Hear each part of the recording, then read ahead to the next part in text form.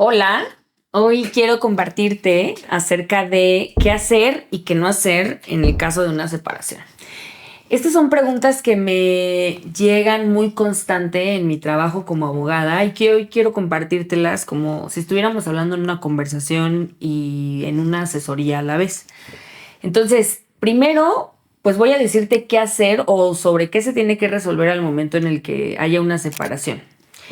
Pues en ese momento pues hay que entender que son decisiones muy complicadas, pero que también no hay que dejar de lado el aspecto legal, porque eso te puede ayudar a prevenir problemas futuros, a que sepas muy bien qué es lo que te corresponde, le corresponde a tus hijos, hijas. Lo que tienes que considerar es que si hay hijas, hijos, pues se tiene que analizar con quién se van a quedar a vivir, ¿sí?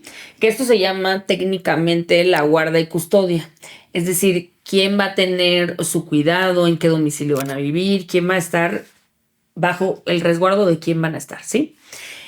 El segundo aspecto es aquella persona que no va a tener la guarda y custodia, o que no se trate de una guarda y custodia compartida, qué días y de qué formas va a convivir.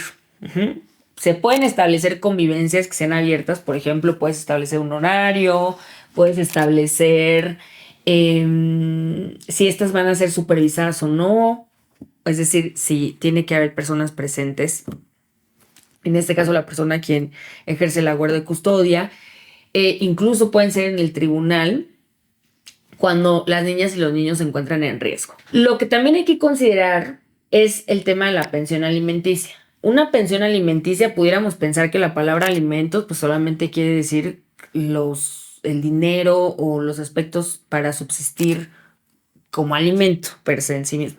Sin embargo, los alimentos tienen que incluir otras cosas. Estas otras cosas tienen que ver con la vestimenta, la educación, el acceso a la salud, incluso las actividades recreativas. Entonces tiene que englobar esa cantidad que se va a destinar para la pensión alimenticia, todos esos derechos o satisfacciones de las niñas y de los niños. También muchas veces me preguntan qué pasa con las personas que son mayores de edad. Tenemos hijos, nos vamos a separar y alguien de 18 años. Pues en esos casos hay que saber que aún se puede seguir pagando pensión alimenticia siempre que la persona siga estudiando y sea hasta los 25 años, ¿sí? Entonces ahí todavía sigue habiendo una obligación, pero no puede ya ser el ejercicio jurídico o presentar la demanda o convenir sobre cómo va a ser este aspecto en la separación la persona que lo está solicitando de los dos, sino que tendrá que ser la hija o el hijo porque ya tiene una representación personal. O sea, tiene esa capacidad de acordar o de solicitar esos alimentos por sí mismo. Es muy importante también saber que se pueden poner de acuerdo de con quién van a estar en vacaciones, cómo van a ser las actividades, quién va a pasar por ellos, por ejemplo, al colegio, con quién van a pasar Navidad. Entonces, todo eso se puede dejar muy claro. También el aspecto de si pueden salir o no del país y cómo es que se van a poner de acuerdo respecto a eso. Van a avisar antes. Y aquí, ojo, hay que tener mucho cuidado porque hay que dejar bien asentadas esas reglas porque a veces hay personas que pueden utilizarlo en tu contra para efecto de decir que hubo una sustracción de menores. Es decir, que me lo llevé con la intención de que ya no viva en este lugar de residencia y eso pueda provocar un problema futuro. Ahora, ¿qué es lo que no hay que hacer? Siempre les comento que no firmen ningún documento legal. Una vez que tú ya entraste en un conflicto y en una separación, no firmen ningún documento. Muchas de las veces, luego me pasa que me dicen, oye, es que tengo una propiedad y me está diciendo que la vendamos ahora que nos vamos a separar. No, lamentablemente, pues sí hay ocasiones que ya sea por propia voluntad o que se asesoren, pues buscan que la otra persona no tenga bienes o apropiarse de ciertos bienes. Entonces te aconsejo que ahorita no firmes nada, ¿sí? Hay que asesorarse de una abogada para que pueda decirte estos aspectos que vimos en la primera parte del video, que es qué va a pasar con los hijos o de en qué nos tenemos que poner de acuerdo.